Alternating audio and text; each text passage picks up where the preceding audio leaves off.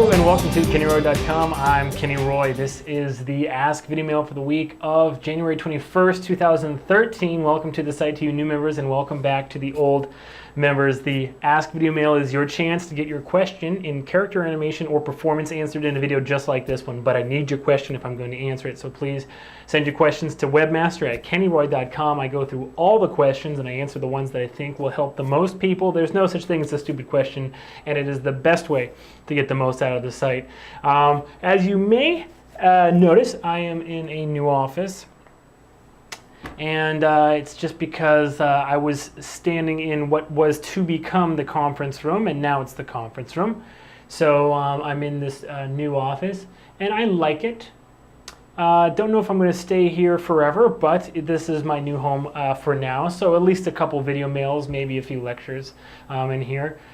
Change it up, fix it up, and just have some fun. So if you think that you've taken the time warp, or you don't know, you're confused, like where the heck is Kenny right now? Don't worry about it. We're here. We're rocking and rolling.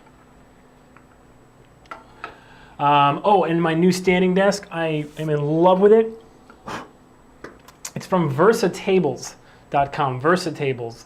I was going to get a geek desk, but those start at like $700 or $800. And the Versatable starts at $400. This one was not $400, but it was still less than the opener at Geek Desk. So I'm plugging Versatable because it's a really awesome desk, and I like to stand, and I recommend everybody transitions between a sitting and standing position all day. Stretch your feet. I forgot to stretch my feet today. Also shouldn't wear shoes so long. Ooh, those toes are sore. Ergonomics, kids. Okay. Last video mail, I teased you guys about the possibility of doing a contest for who can do the opening to KennyRoy.com. I'm going to do that. Not this week, though.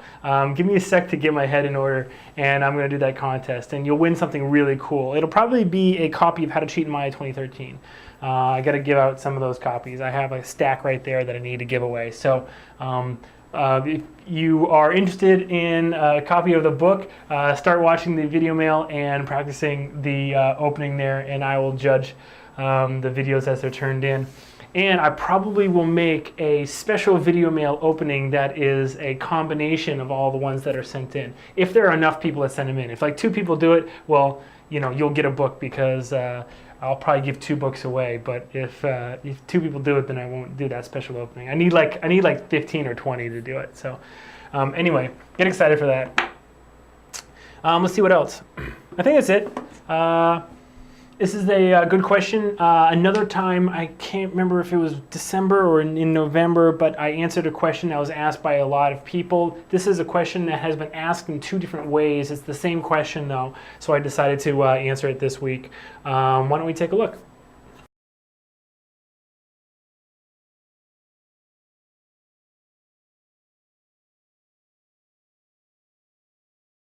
Okay, so kind of paraphrasing, it was asked, this is the succinct question, but the other person who asked this question actually sent some video clips, and I think they're worthwhile. They also asked it in a very different way, and I'm going to paraphrase right now.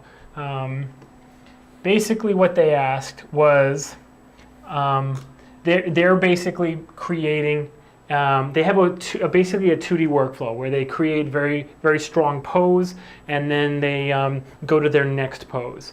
And with sort of that pose-to-pose workflow, it's really hard to do a very subtle, super subtle acting shot. And I agree, it really is. But that's more of the nature of the beast with super subtle acting than it is your workflow. So just start this whole thing off, I wouldn't say that your workflow is necessarily broken if you're having trouble with subtle dialogue.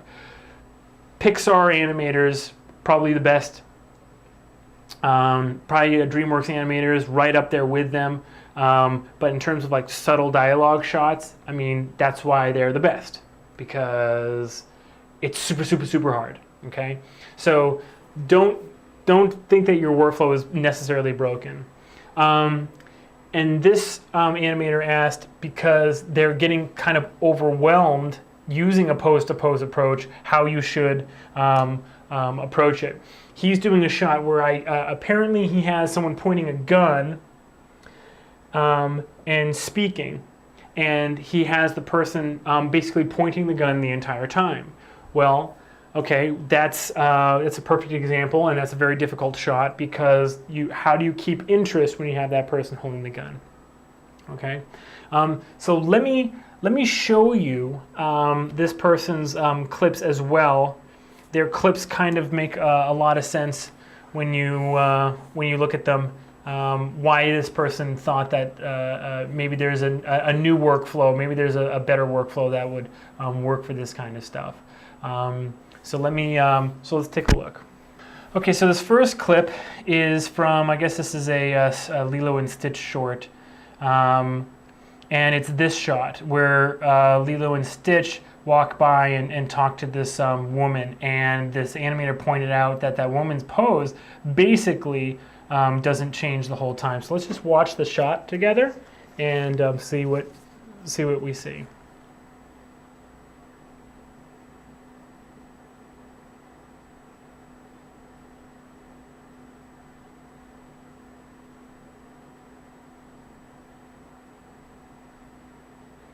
Okay, one more time.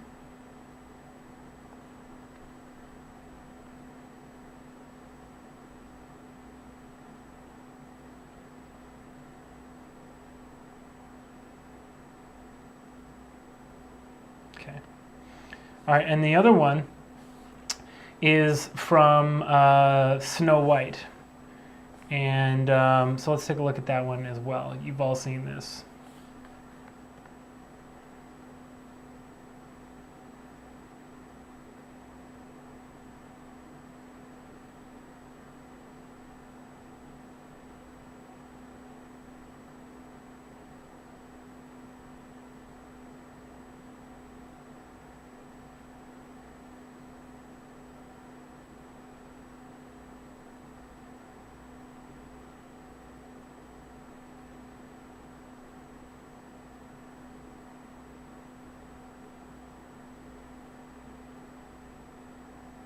Okay.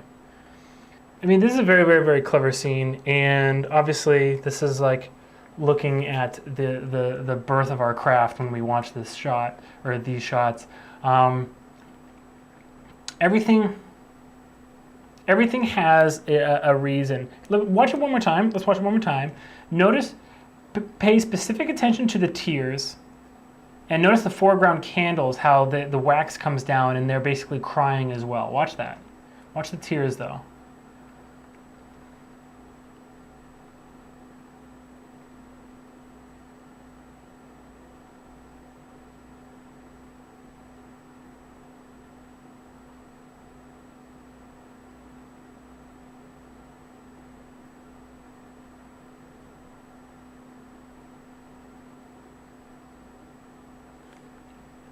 Okay.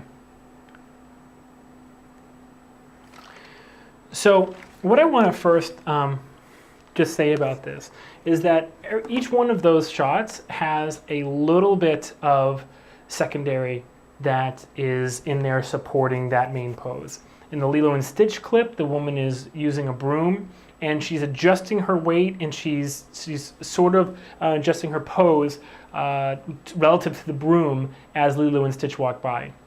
In the Snow White clip, they're crying, and there's a lot of actual movement in the shot, and it's given to you by those tears that are streaming down their face, and that makes their faces seem really fleshy and actually like volume, because the tears, they don't just like go straight down like anime, they actually follow like this big round cheek, and they make the face feel very fleshy. It's really cool. But on top of all that, there's a keen awareness of actually how much literal motion is going on in the shot at all times. Okay, and that's basically what you need to establish, because a subtle shot is it's basically minimalist. There's no such thing as a shot with no energy, okay? Or you won't see one on screen, or you shouldn't be doing them that are very good, okay? Like I always tell animators who are working on characters who are seated, I sit down and I show them, look, I'm sitting down, look how much movement, I'm just rolling my hips, but look how much movement I actually have. So there's no reason for you to like keep those hips completely locked and just like think that you have to bend the spine. And this is all of the motion that you can get out of a seated character. This is really boring to watch. But if they're really rolling around in their seat and there's a lot of energy, it's really, really exciting.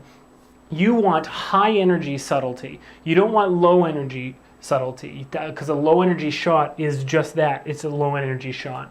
All right, so the keen awareness of the subtlety comes down to understanding minimalism over like low energy. And so here's an example. In minimalist music, there is basically the very, very, very, very simple, either melody or like a pad, something that is like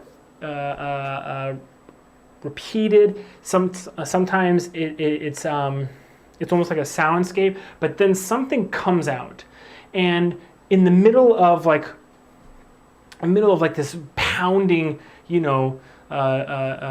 piano, concerto, you're not going to pick out, right, that one sound, right? But if you have just like this soundscape with the piano, and then all of a sudden, it's like just down here, and it's soft, and it's repetitive, and it almost comes at you in waves, and then all of a sudden, bing, it's going to stick out, like it's going to be like a sword that comes out of your speakers and stabs you right in the ear. It's going to be crazy, right? And so what does that come down to? What is really the property that makes it so that happens? It's contrast. All right? We humans, we perceive everything with the filter or the use of contrast. We perceive our entire world basically with this added relative understanding. Okay, so if something is loud, well, it's not going to be that loud to you if you're working in a loud office, right?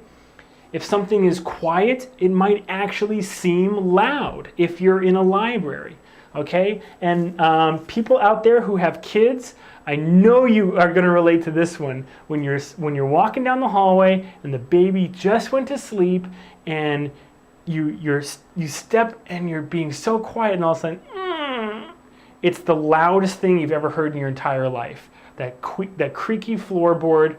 And then the baby wakes up or whatever, and you're like, oh, I am so stupid. Why do I make so much noise? But, in the middle of the day when the lawnmower is going in the backyard and you just walk down you can't hear your steps. Anyway, so you understand that, and you know that everything is relative, okay? Well, the use of that, the manipulation of contrast, is how you get away with really, really subtle shots, okay? So let me just show you one more very visual example. I know that you get it so far. I know that you understand, but it's fun to just do it. All right. So here we have a level. Let's just call that a level, right? That makes no sense without any context. And if this is like an audio waveform, right? Could be a heartbeat. It could be anything. It could be the surface of a alien planet. It could be the electron microscope zooming in on like a piece of pollen, whatever, right? This, I actually, to be totally honest, I lost track of this just now. I was talking about it and I lost track of it. But this does not stick out, does it? Okay? It absolutely does not. Okay? What you need is relative contrast, right? So if you have this interesting shape and then something that goes like that, that's really going to stick out, okay? The understanding, the use of that principle is how you get to your really awesome subtle shots, okay? All right. So how do you do that? In those examples, what you need to do, or what they did in those examples, was they took a secondary action, which is basically crying, and the little shivers in the body. Those were the quick staccato movements that they layered on top of like a single pose. So if you can be here and standing and have like a really well developed, nice silhouette, good volume pose, and just that shivering and that kind of crying, you can stand here and you can do those micro movements. And the workflow for that is you need to probably tackle those little micro movements at the end of blocking. So before blocking plus, before you're adding a lot of breakdowns and in-betweens, but well after you have all of your timing and spacing and posing choices finalized, made, done, is when you'd want to add those micro movements. In Maya, we have the advantage of being able to add things in layers, and you might want to experiment if you don't have a workflow for this kind of stuff already. You might want to experiment with layers because there's nothing wrong with using them. I assume, though, if you work at a place that doesn't use Maya or uses proprietary software, though, you could get in trouble if they don't have layers built in. But you know what? It's good practice no matter what. No matter what, it's always good practice. The other thing is when you have like for instance, this character with the gun, okay? What within the pose, what can you work that will offer the contrast to that very, very stoic, kind of solid silhouette, right? Working within the silhouette, probably you have that, if they're speaking to the character, to the other person, you probably can do things with the face and maybe the hand, maybe the fingers, okay? So if they are talking and they're pointing the gun, they can say something, and if it's and we're diving right into subtext here. Remember, subtlety and subtext, they are very, very, very close cousins, and you need to know one to have the other, right? So the secondary action could almost be adjusting the grip on the gun. So you're pointing the gun at the person. Here, let me use my my swing line stapler. How does this come apart? There we go. Here is my prop gun for today, right? You've got the gun, you're pointing at somebody, and if you maybe the subtext of what you're saying is you're beginning to be unsure of yourself, you might adjust the gun as you start into that sentence. And if they are responding to you, right, you might very, very, very quickly, because this is all slow. You're doing a nice moving hold. You're letting those muscles get a little bit tired. You're just moving just slightly enough, to show that the character is breathing and standing on 2 feet, right? Don't cheat by just like moving the just the cog here. You actually plant those feet. But anyway, maybe they start listening. You could have that quick, very small, like cocking of the head, right? Just like a little bit like that once they say something. So they say something, yeah, well, I'm the boss around here, and then the person starts talking, and then they listen, right? That tiny, tiny, tiny little movement, that quick movement, quick and small, to contrast big, broad, and slow, all right? And then the eye darts. Oh my God, don't forget about the eye darts. Perfect use of eye darts is that contrast. That eye darts are the smallest and fastest movements that you can get in an entire character. Okay, I don't care how fast you can twitch your finger. It's never going to approach ever the speed of an eye dart, like snapping that eye around. And so when they start talking and the gunman starts listening, all of a sudden you can start with the eye darts, have them searching, looking in the character's face. If they're off screen, it's fine. Searching in the character's face for some truth. Maybe you can kind of telegraph that the person is like taking a step forward by having him look down at the feet and then adjusting just a little bit his pose, and then adjusting the grip on the gun one more time, right? How much does this look? I don't have to do anything except a little bit of subtle movement in the eyes, a tiny bit of readjustment of my pose. It's not a new pose, it's the same pose. A tiny bit of adjustment in my pose, and then a little secondary on that gun. How much does this look like the person that I'm pointing my gun at just took a step towards me, all right? Here we go.